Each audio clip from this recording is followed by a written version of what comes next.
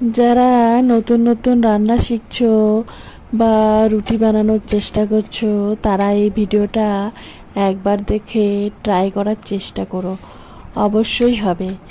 তো দেখো, গরম গরম ফোলা ফোলা রুটি খেতে তো সবাই ভালোবাসে, তাও আবার নিজের হাতে বানানো। তো চলো কি করে আমি বানাই সেটা তোমাদের শেয়ার করি। পরিমাণ মতো আটা একটা গামলায় নিয়ে সেটাতে অল্প অল্প জল মিশিয়ে মাখার চেষ্টা করবে। জল প্রথমে বেশি দিয়ে দিলে তাহলে আটাটা নরম হয়ে যাবে, বেলার সময় খুবই অসুবিধা হবে, ভাজার সময়ও তাই। তো তাই জন্য অল্প অল্প জল দিয়ে সেটাকে মাখতে হবে। মাখার পরে ডোটা হবে, সেই ডোটা কিন্তু কিছুক্ষণের জন্য একটা ঢাকনা দিয়ে ঢেকে রেখে দিতে হবে, অন্তত 10 থেকে 15 মিনিট। তারপরে সেটা খুলে নিয়ে যারা এক হাত দিয়ে ধরে এক হাত দিয়ে ছিঁড়তে পারো তারা সেটা ছিঁড়ে আবার ছোট ছোট ডো করবে।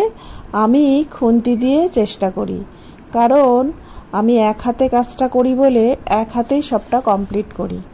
দেখো, ছোট্ট একটা ডো হলো, সেই ডোটা এবার রুটির আকারে বেলে নেবে। বেলার সময় কিন্তু খুব বেশি জোরে চাপ দেওয়া যাবে না, অল্প অল্প ময়দা দিয়ে ওটাকে আস্তে আস্তে চাপ দিলে ওটা ঘুরবে, ঘুরে গোল আকার হবে।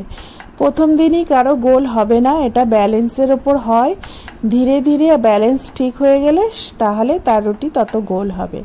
তবে আটাটা মাখা ঠিক হলে তাহলে বেলার সময় খুব একটা প্রবলেম হয় না। তারপরে তাওয়া গরম হলে অল্প গরম করে নিয়ে তাওয়াটার মধ্যে রুটিটা দিতে হবে।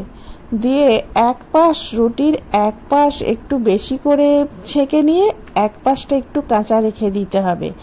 যে পাশটা কাঁচা থাকবে সেই পাশটাই কিন্তু যখন আগুনের মধ্যে দেবে সেই পাশটাই দিতে হবে, আর যে পাশটা একটু বেশি ভাজা হবে সেই পাশটা আগুনে দেয়া যাবে না, তবেই কিন্তু রুটিটা ফুলবে। আর প্রথম দিন যারা রুটি করবে তাদের কিন্তু একটা রুটি করেই চেষ্টা করতে হবে যে রুটিটা হচ্ছে কিনা, কারণ একসাথে দুটো তিনটে রুটি করতে গেলে তাহলে সব আটকে যাবে, কারণ এটা হাতের ব্যালেন্সের উপরে থাকে। যে যতদিন ধরে রুটি ভাজবে, বানাবে, শিখবে, তার অভিজ্ঞতা ততটা বাড়বে, তাহলে সে দুটো তিনটে পাঁচটা এরকম করে রুটি সেঁকতে পারে। তো যাই হোক, আমি যেহেতু অনেক দিন হয়ে গেছে তাই জন্য আমি 3টে কেন 5টাও করতে পারি। তো দেখো, এবার আগুনে দিলাম কোন পাশটা, দেখো যে পাশটা একটু অল্প কাঁচা ছিল সেই পাশটা, আর যেটা একটু বেশি ভাজা হয়েছে সেই পাশটা দিইনি। এইভাবে প্রতিটা রুটি মোটামুটি ফুলবে, নরমও হবে।